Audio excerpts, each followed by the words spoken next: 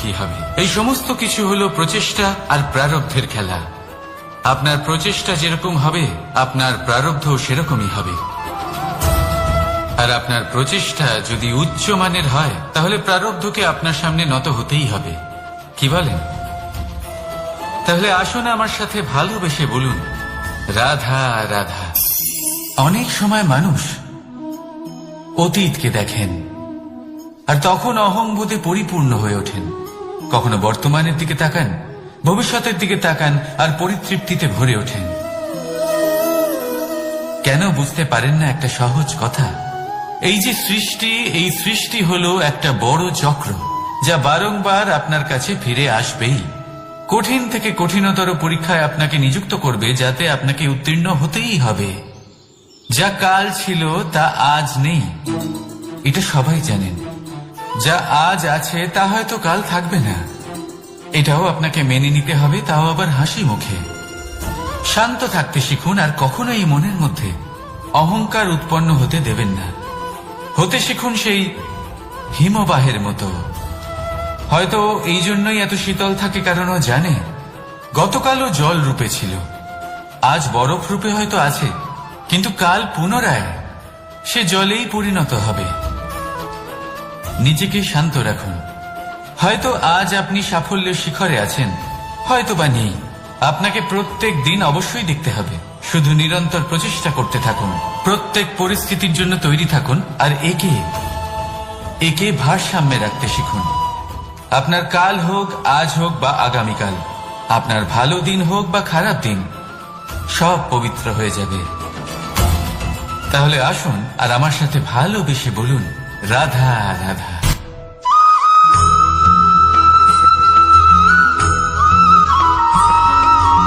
প্রতিশোধ অথবা কাউকে দুঃখ দেওয়ার ভাবনা, যদি এটা আপনার মনে থাকে তাহলে আপনি নিজের মনেই যন্ত্রণার একটা বিশাল বৃক্ষ রোপণ করছেন, এটা মনে রাখবেন। কারণ কাউকে দুঃখ দেবার এই ভাবনা, এটা হলো সেই বীজ যা আপনার মনেই পতিত হবে, আপনার মনেই অঙ্কুরিত হবে, আর আপনার মনেই একটা বিশাল বৃক্ষরূপে বেড়ে উঠবে। জীবন আপনার, কর্ম আপনার, কাউকে দুঃখ দেবার ভাবনা আপনার ছিল, এই বৃক্ষ হলো আপনার, তাই এর ফলও আপনিই পাবেন, যা গ্রহণও আপনাকেই করতে হবে। মনে রাখবেন, যে মানুষ এটা ভাবে যে আমি ওকে দুঃখ দেব, ওকে কষ্ট দিতে চাই আমি, সেই মানুষই দুঃখ আর কষ্ট পেয়ে থাকে। যদি সেই জায়গায় আপনি এটা ভাবেন যে আমি কাউকে সুখী করে তুলতে চাই, কাউকে সুখ প্রদান করতে চাই, তাহলে তারও বীজ আপনার মনেই রোপণ হবে, বৃক্ষে পরিণত হবে, যার ফলও আপনিই পাবেন। এখানে বিষয়টা হলো শুধু মানসিকতার চিন্তা, যা সত্য হয়ে আপনার সামনে আসে। তাহলে এই মানসিকতা শুভ করুন, সবার জন্য মঙ্গল কামনা করুন। অন্যের মনে আপনার জন্য ভালো চিন্তা থাকুক বা না থাকুক, আপনি সবার জন্য শুভ চিন্তা করে কর্ম করতে থাকুন, তাহলে আপনার সাথেও ভালোই হবে। তাহলে আসুন আর আমার সাথে ভালোবেসে বলুন, রাধা রাধা।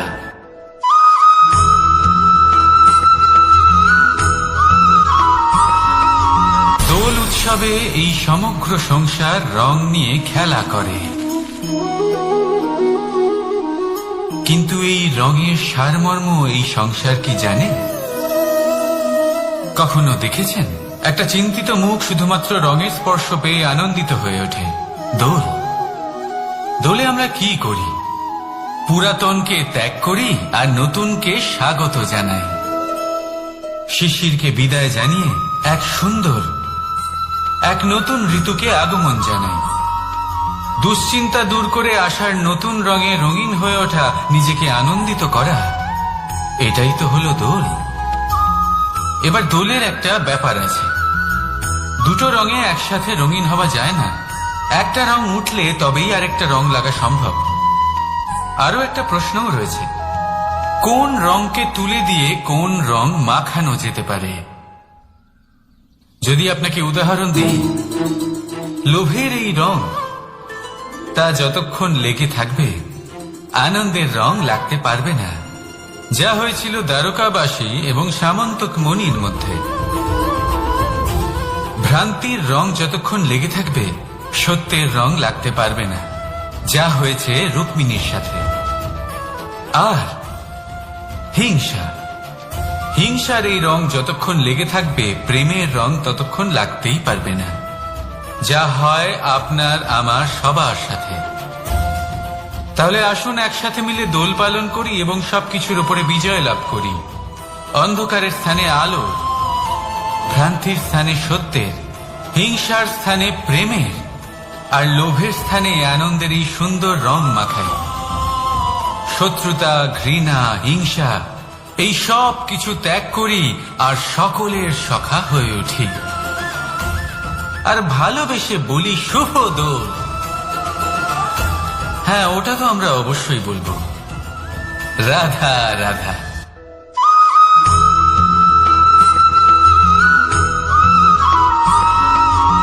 কখনো কখনো মানুষ মনে করেন যে সে নিজেই সব থেকে বেশি শক্তিশালী, তিনি হলেন জ্ঞানী। দেখুন, এটা ভালো ব্যাপার যে আপনার মধ্যে শক্তি আছে, জ্ঞান আছে, আর এটা শুধু আপনার জন্য নয়, এই সমস্ত সমাজের জন্য, দেশের জন্য, সমগ্র পৃথিবীর জন্য অত্যন্ত আবশ্যক। কিন্তু এই কথাটাও বোঝা অত্যন্ত আবশ্যক যে এই জ্ঞান যেন কখনো অহংকার না হয়ে ওঠে।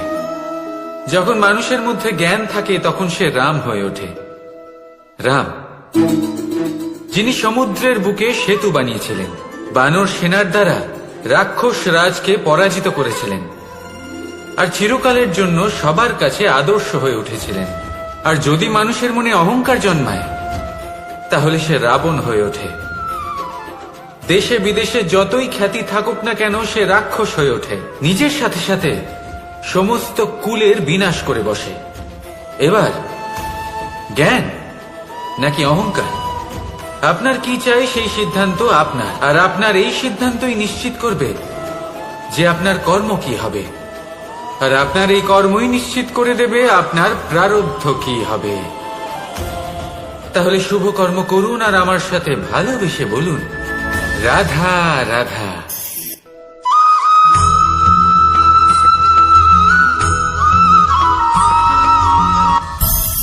সংসারে অনেক সময় এরকম হয় যে আমরা খুব সমস্যায় থাকি, খুব বিপদের মধ্যে থাকি, আর সেই সমস্ত মানুষ যারা আমাদের কাছের মানুষ, আমাদের আপনজন, তারা আমাদের ত্যাগ করে চলে যান। আমরা এই সময় দুঃখ পাই, নিরাশ হয়ে পড়ি এবং একা একাই সেই সমস্যাকেও কাটিয়ে উঠি। এবার পরিস্থিতি যেমন খুশি হোক না কেন, সেই সব মানুষ যারা এমন সময় আপনাকে ত্যাগ করেছেন, তাদের প্রতি ক্রুদ্ধ হওয়া, অভিমান করা, এটা অনুচিত। আমি বলবো তাদের প্রতি কৃতজ্ঞ থাকুন। আমি বলবো তাদের ধন্যবাদ জানান যে তারা এমন সময় আপনার সঙ্গ ত্যাগ করেছেন যখন আপনার তাদের সব থেকে বেশি প্রয়োজন ছিল। কারণ দেখুন, হয় তাদের বিশ্বাস ছিল যে আপনি নিজেই এই বিপদ থেকে বেরিয়ে আসতে পারবেন, বা তাদের ত্যাগ করার জন্য আপনি নিজের উৎসাহ বাড়িয়ে তুললেন, আপনি নিজের শক্তি বাড়ালেন এবং নিজে সেই সমস্যা থেকে বেরিয়ে আসলেন। নিজের খারাপ সময়কে আপনি নিজেই ভালো সময় করে তুললেন। শেষ পর্যন্ত আপনি আরো শক্তিশালী হয়ে উঠলেন, আরো শ্রেষ্ঠ হয়ে উঠলেন। আর এটাই তো আপনার বিজয়, যার কারণ হলো তাদের আপনাকে ত্যাগ করা। তাহলে তাদের ধন্যবাদ জানান আর আমার সাথে ভালোবেসে বলুন রাধা রাধা।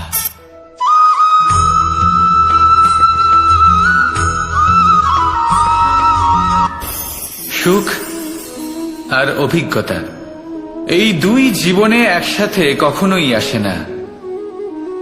মনে রাখবেন, যেখানে সুখ থাকে সেখানে অভিজ্ঞতা থাকে না। আর যখন এই সুখ আমাদের জীবন থেকে দূরে চলে যায়, তখন আমাদের জীবনে আসে এই অভিজ্ঞতা। পরমাত্মা, প্রকৃতি, নিয়তি এই অভিজ্ঞতাকে আমাদের জীবনে পাঠান যাতে আমরা একটা অত্যন্ত গুরুত্বপূর্ণ শিক্ষা, একটা জ্ঞান প্রাপ্ত করতে পারি। এই অভিজ্ঞতা আমাদের শেখায় যে অতীতে এমন কি হয়েছিল যা আমাদের করা উচিত হয়নি। আমাদের শেখায় ভবিষ্যতে এমন কি আছে যা আমাদের করা উচিত আর কি করা উচিত নয়। দেখতে গেলে এই অভিজ্ঞতা আমাদের সেই শিক্ষা দেয় যার জন্য আমরা সুখের দিকে উচিতভাবে অগ্রসর হতে পারি। সেই জন্য জীবনে যখনই দুঃখ আসবে, দুঃখের এই সময় আসবে, তখন হতাশ হবেন না। বোঝার চেষ্টা করুন এই পরিস্থিতি কেন এসেছে, কি শিক্ষা দিতে এসেছে।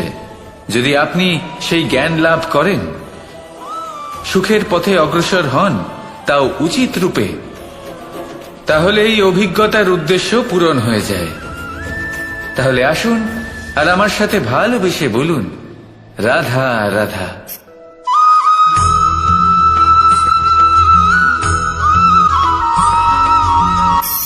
ধন, ধন হলো কারোর জন্য মোহ, আবার কারোর জন্য মায়া, কারোর জন্য হয়তো ভাগ্য, আবার কারোর জন্য কর্মের পারিশ্রমিক। দেখতে গেলে এই ধন হয়তো সবার জন্যই অত্যন্ত প্রয়োজনীয় হয়ে থাকে।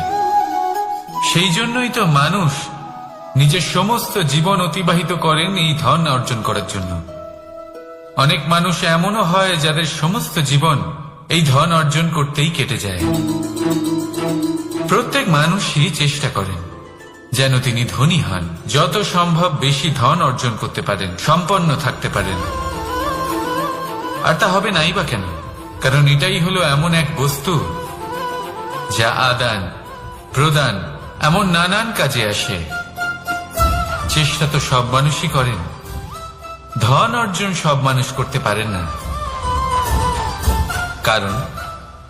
কারণ হলো এটাই যে মানুষ ভাবেন যে তার কাছে কিছু ধন এলে তারপর তিনি কিছু করে দেখাবেন, আর ধন ভাবে যদি এই মানুষ কিছু করে দেখান তাহলে আমি তার কাছে আসব। সেই জন্য কিছু করে দেখান, এমন শ্রেষ্ঠ কাজ করে দেখান যাতে ধন নিজেই আপনার কাছে ছুটে আসে। যদি আপনি ধন লাভের আশায় ছোটেন তাহলে আপনি নিজের সন্তোষ ভাব হারিয়ে ফেলবেন, কিন্তু এই সম্পত্তি যদি আপনার কাছে ছুটে আসে তাহলে আপনাকে মহান বলা হবে। সেই জন্য কাজ করুন, শ্রেষ্ঠ কাজ করে দেখান, দেখবেন এই ধন ফলস্বরূপ আপনার কাছে আসবেই আসবে। তাহলে আসুন আমার সাথে ভালোবেসে বলুন, রাধা রাধা।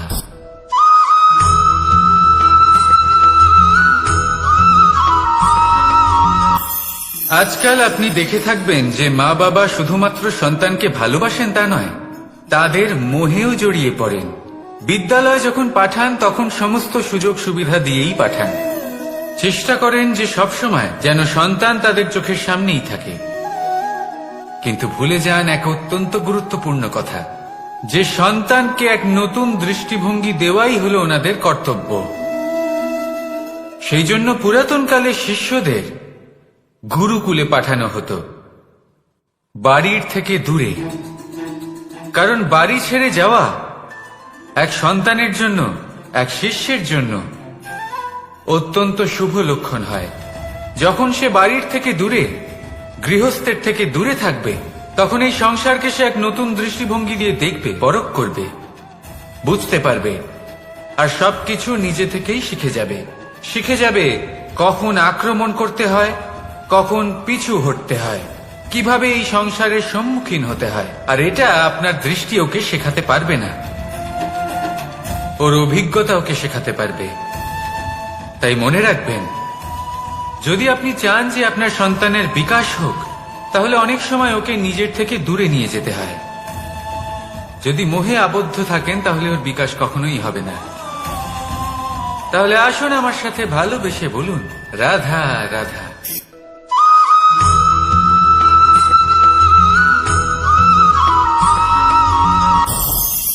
আমাদের মনে সবসময় একটা প্রশ্ন এসেই থাকে, এই জীবন যা কিনা ঈশ্বর আমাদের দিয়েছেন, একটা জীবন, ঈশ্বর এক আত্মা দিয়েছেন পৃথিবীতে বাঁচার জন্য। যতদূর আমরা জানি আমাদের কাছে একটাই জীবন রয়েছে। আমরা ভাবি এই জীবন গুছিয়ে কিভাবে রাখা যায়। প্রত্যেক মানুষ ভাবেন যে আমি কি করি যাতে এই জীবনকে গুছিয়ে রাখা যায়, কিরকম কর্ম করব, কিরকম পুণ্য করব, কি ধরনের শাস্ত্র পড়ব যাতে আমি সেই জ্ঞান অর্জন করি যাতে জীবনটা সুন্দর করে তুলতে পারি। আমাদের সমগ্র জীবন কেটে যায় এই প্রশ্নের উত্তর খুঁজতে, সেই শাস্ত্র অধ্যয়ন করতে। এমন অনেক মানুষ তাও বুঝতে পারেন না। আসুন আজ আমি আপনাকে একটা সহজ কথা বলি, যার দ্বারা আপনি নিজের জীবন সুন্দর করবেন। জীবন,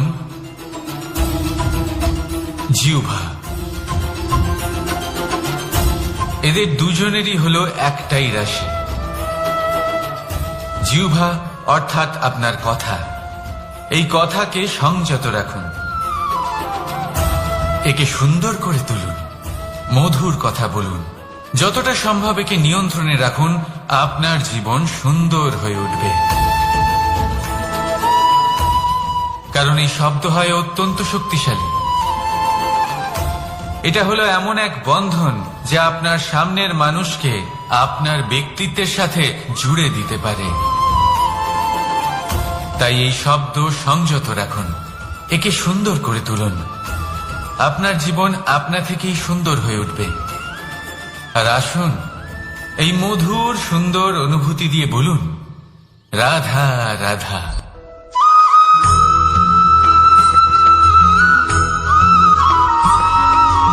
সমস্যা, কঠিন সময়, সংকট, বিপদ কার জীবনে নেই? প্রত্যেকের জীবনে আছে। কিন্তু আমাকে একটা কথা বলুন, যদি নৌকায় ঢেউকে ভয় পেতে শুরু করে, তাহলে সাগর পার করবে কে?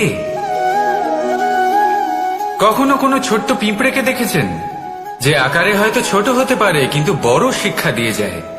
কিন্তু আমরা শিখিই না। এবার দেখুন একটা পিঁপড়েকে, যে ভোজনের খোঁজে বাইরে বের হয়, একটা ছোট্ট দানা তুলে নেয়। ছোট দানা তোলে কারণ তার থেকে বেশি সে তুলতেই পারবে না।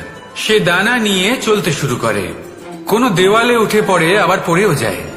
সেই দানা দূরে কোথাও একটা পড়ে যায়, তা আবার খোঁজে, তুলে নেয়, আবার চলতে থাকে। পড়ে যায়, আবার ওঠে, পড়ে যায়, আবার ওঠে। সেই দানাটা রেখে দেয়, আবার বেরিয়ে পড়ে ভোজনের খোঁজে। পরিশ্রম করতে থাকে কিন্তু হার মানে না। এই শিক্ষাই তো আমাদের প্রাপ্ত করতে হবে। নিরন্তর পরিশ্রম আর নির্ভীক হয়ে কর্ম করে যেতে হবে।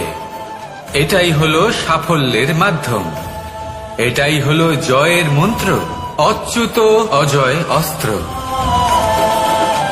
তাহলে আসুন আর আমার সাথে ভালোবেসে বলুন, রাধা রাধা।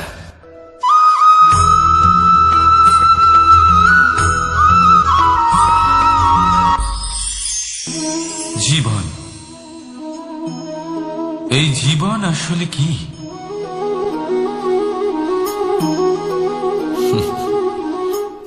এই প্রশ্ন সবার মনেই এসে থাকে। সবার মন এই প্রশ্নের জন্যই চিন্তিত থাকে। এই জীবন আসলে কি? এর উদ্দেশ্য আসলে কি?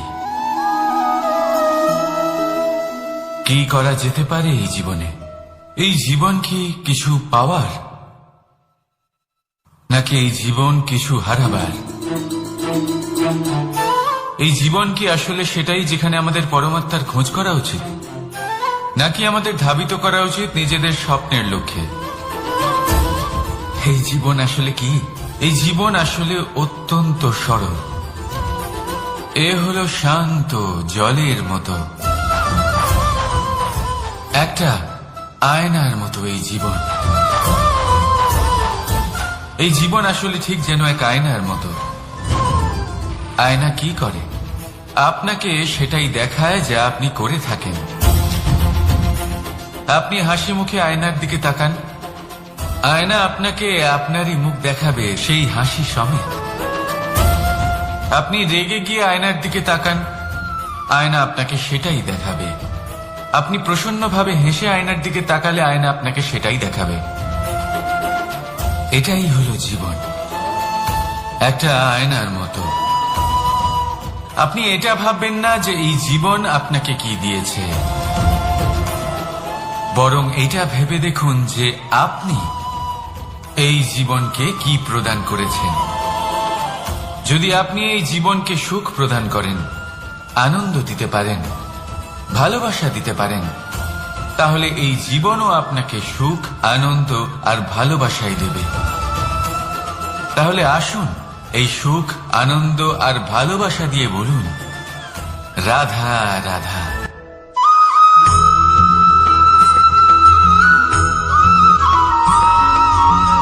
পরিবর্তন, এই সংসারের শাশ্বত নিয়ম।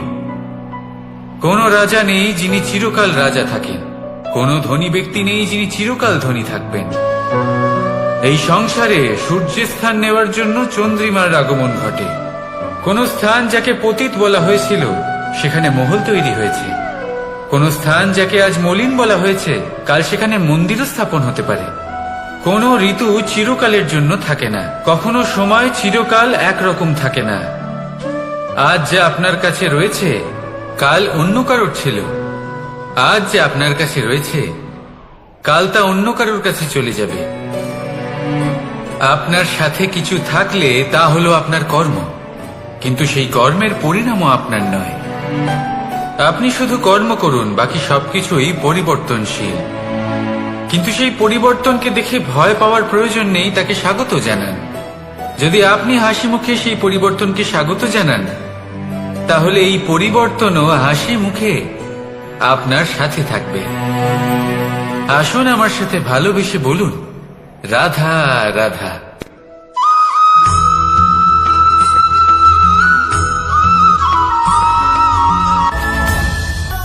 ধরিত্রীর মুখে গজিয়ে ওঠা এই দুব্য ঘাস দেখেছেন?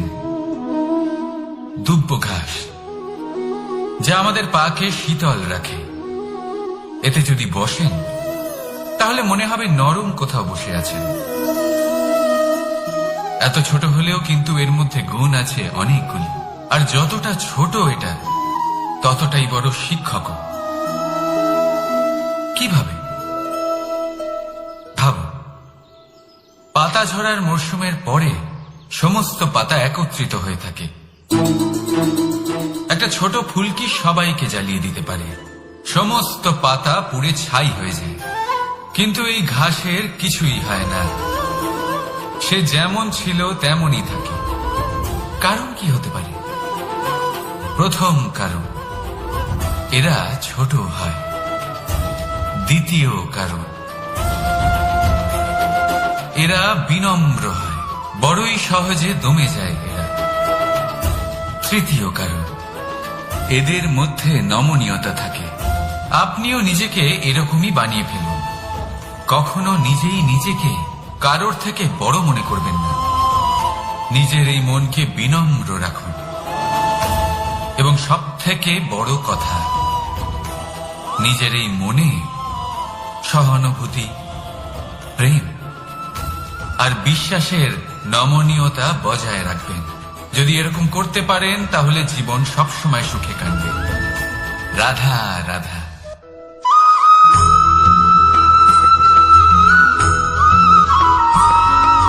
সদিচ্ছা দেখতে গেলে 3 অক্ষরে তৈরি এই শব্দ, কিন্তু সমস্ত ত্রিলোক তার উপরেই আধারিত। আপনি এই সংসারে এসেছেন, তখন অবশ্যই শ্বাস নেবেন, কিন্তু তার বদলে আপনাকে কিছু তো দিতেই হবে। আপনার উপর নির্ভর করছে আপনি কি দেবেন। কি দেবেন এই সংসারকে, এই সমাজকে, নিজের পরিবারকে, আর তার বদলে কি নেবেন? যশ নাকি অপযশ?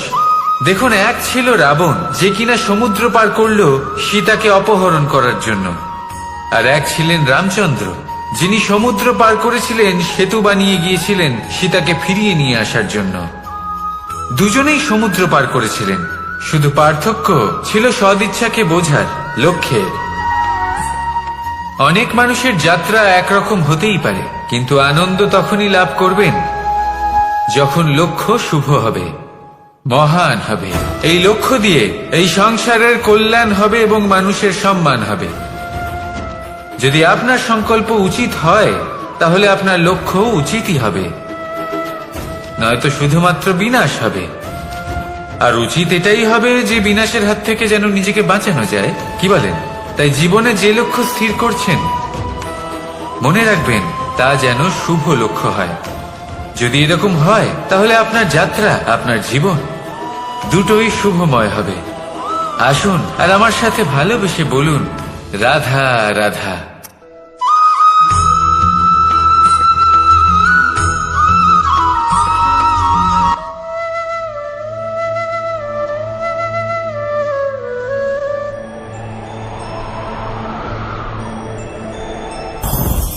লোভ আপনার অন্তরের আরো একটা শত্রু। দেখতে গেলে এটা একটা শব্দ, একটা সংস্কৃত শব্দ, লব ধাতু থেকে উৎপন্ন হয়েছে। এর অর্থ কিছু লাভ করা। কিছু লাভ করা অনুচিত নয়, আরো কিছু লাভ করাও অনুচিত নয়, কিন্তু সব থেকে বেশি আমি লাভ করব, আমি আরো চাই, আরো বেশি চাই, আরো বেশি পেতে চাই, এটাই হলো লোভ। আর এই লোভ যখন গ্রাস করে তখন আপনি যা পেতে চান, সে ধনই হোক বা মানই হোক, তা অর্জন করার জন্য মানুষ যে কোনো স্তরে পৌঁছে যেতে পারে। যদি মানুষ ধন অর্জন করতে চান তাহলে তার জন্য তারা অধর্মের পথেও চলতে পারেন। যদি সম্মান অর্জন করতে চান তাহলে অন্য মানুষকে ছোটও করতে পারেন। শেষ পর্যন্ত আপনার এটা মনে হতে পারে যে যদি একটু অল্পই প্রাপ্ত করতাম কিন্তু ভালোবেসে প্রাপ্ত করতাম, এই জীবন আরো অনেক বেশি সুখী হতো। লোভ আপনার জীবনে, আপনার মনে কখন যে প্রবেশ করবে সেটা আপনি জানতেও পারবেন না। তাই এটা চিনতে শিখুন আর তৎক্ষণাৎ জীবন থেকে বাইরে ফেলে দিন। যা কিছু লাভ করতে চান তা ভালোবেসে লাভ করুন, আর সেই ভালোবাসার সাথেই বলুন রাধা রাধা।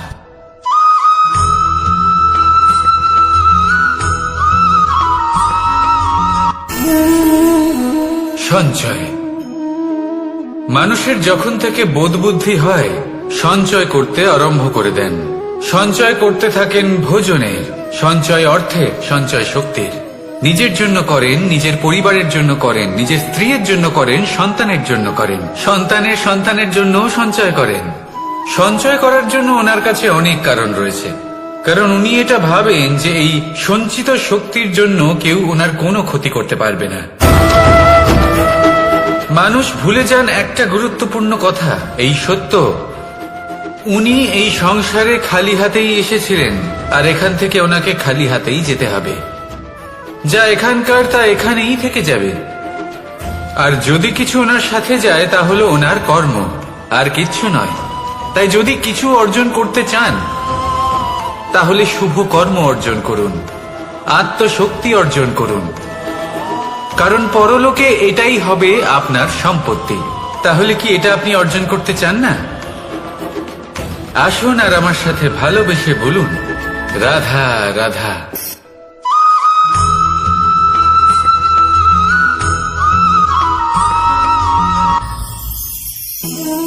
জীবনে ক্ষমা চাওয়া তাও কিছুটা সহজ, ক্ষমা করতে পারা অত্যন্ত কঠিন।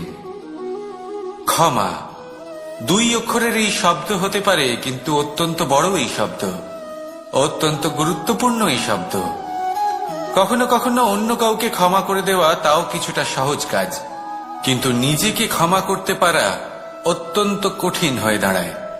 অতীতে যদি আমাদের এমন কোনো ভুল হয় যে কারণে আমরা নিজেকে ক্ষমা করতে পারি না, অনেক সময় এমন কিছু ভুল করে বসি যে বিষয় শুধু আমরাই জানি, কিন্তু আমরা নিজেকে ক্ষমাই করতে পারি না, আর আমাদের বিকাশ সেখানে স্তব্ধ হয়ে যায়। কারণ যদি আপনি ক্ষমা করতে না শেখেন, নিজেকে ক্ষমা যদি না করতে পারেন, তাহলে তা আপনার জীবনের সব থেকে বড় বাধা হয়ে দাঁড়াবে। সেই জন্য জীবনে অবশ্যই শিখুন যে কিভাবে নিজেকে ক্ষমা করতে হয়, আর শিখুন যে আগের করা ভুল আবার কি করে না করা যেতে পারে। এই মন হালকা হবে আর প্রসন্ন হয়ে বলবে রাধা রাধা।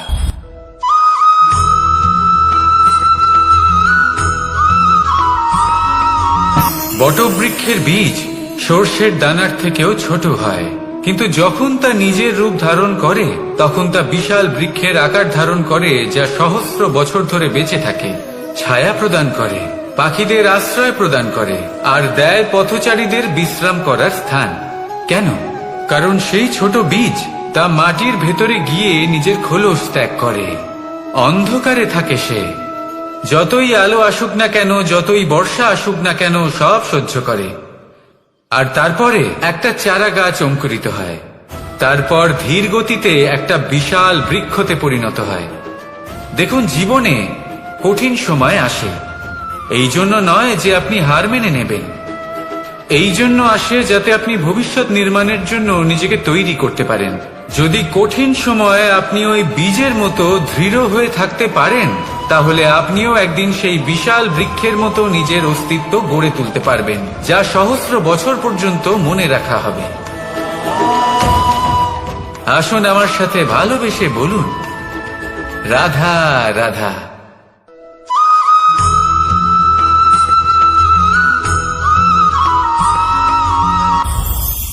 এই সংসারে যখনই কোনো সমস্যা আসে, তখন আমরা আমাদের সব থেকে বড় সম্বলের কাছে আশ্রয় খুঁজি, তা হলো আমাদের বিশ্বাস। এবার প্রশ্ন হলো এটাই যে এই বিশ্বাস কার উপর করা যেতে পারে? পরিবারের ওপর, বন্ধুর ওপর, নাকি তাদের উপর বিশ্বাস করা উচিত যাদেরকে আমরা কখনো সঙ্গ দিয়েছি? দেখুন, এই সংসারে বিপদের সম্মুখীন হলে কে আপনাকে সাহায্য করবে সেটা নির্বাচন করা আপনার হাতে নেই। সেটা সেই সকল ব্যক্তির উপর নির্ভরশীল যে তারা আপনাকে সাহায্য করবে নাকি করবে না। অর্থাৎ যখনই কোনো বিপদ আসে, সর্বপ্রথম তার সম্মুখীন আমাদের নিজেকেই হতে হয়, আর তার জন্য প্রস্তুত থাকা প্রয়োজনীয়। সেই শক্তি, সেই সাহস অর্জন করা প্রয়োজনীয়। দেখুন, যখনই অন্ধকার আসে তখন সবার আগে কে আপনাকে ত্যাগ করে চলে যায়? আপনার নিজেরই ছায়া। এই অন্ধকারের সম্মুখীন হতে হয় অন্তরের প্রদীপের দ্বারা, অন্তরের আত্মা দ্বারা। তবেই আপনি অন্ধকারের ওপর জয়লাভ করতে পারবেন। সেই জন্য যে বিপদই আসুক না কেন, নিজেকে তার জন্য প্রস্তুত রাখা উচিত। সেই সাহস নিয়ে আসুন। এমন কোনো বিপদ নেই যা আপনাকে ভেঙে দিতে পারে।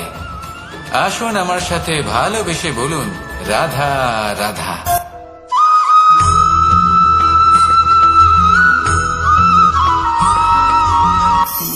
আপনি কখনো জীবনে সূর্যোদয় দেখেছেন? কত প্রশান্তিদায়ক, কত শক্তিদায়ক হয়। মনের মধ্যে যেন একটা নতুন প্রেরণা দান করে, একটা নতুন উৎসাহ। কিন্তু যদি আপনি উঠতে দেরি করেন, তাহলে আপনি এই সূর্যোদয় দেখতেই পাবেন না। ঠিক এরকমই হয় আমাদের জীবনেও। সুযোগ সূর্যোদয়ের মতো। যদি আপনি আপনার জীবনে দরকারের চেয়ে বেশি অপেক্ষা করেন এই সুযোগের সদ্ব্যবহার করতে, তাহলে এই সুযোগ আপনার অপেক্ষা কখনোই করবে না, তা চলে যাবে। সেই জন্য এদের সামলে রাখুন। সঠিক সময়ে আসলে এই সুযোগের সদ্ব্যবহার করুন। নিজের কর্মকে সম্পূর্ণরূপে সার্থক করুন। এটাকে এক মুহূর্তের মতো দেখুন। যদি এরকম করেন, তাহলে জীবনও সূর্যোদয়ের মতোই হবে। এতে সন্তুষ্টি থাকবে, গৌরব থাকবে, আর থাকবে শান্তি। রাধা রাধা।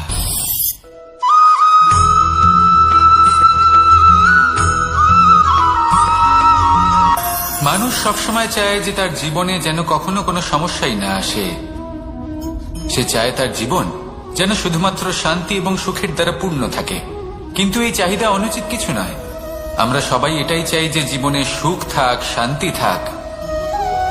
কিন্তু এই কথা সবসময় মনে রাখবেন, যে সূর্য উদিত হন সংসারকে প্রকাশমান করেন, দুপুরবেলায় সংসারকে রৌদ্র প্রদান করেন, সন্ধেবেলায় তাকেও অস্ত যেতে হয়।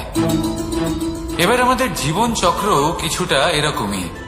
কোনো কিছুই চিরকাল একরকম থাকে না। কখনো এই নদীকে দেখুন, যা বয়ে চলেছে। এই নদী যা বয়ে চলেছে তার পথেও অনেক বিপদ আসে। বড় বড় পাথরের সম্মুখীন হয়ে তাকেও সামনে এগিয়ে যেতে হয়। একটি পুকুর যা চারদিক থেকে ঘেরা, তার জীবনে কিন্তু কোনো সমস্যা নেই।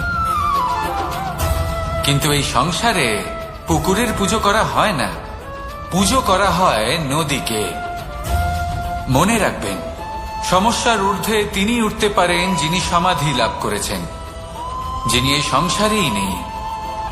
যিনি এই সংসারে আছেন এবং জীবিত আছেন, তার জীবনের সমস্যা হলো শ্বাসবায়ুর মতোই গুরুত্বপূর্ণ। আসুন আমার সাথে ভালোবেসে বলুন, রাধা রাধা।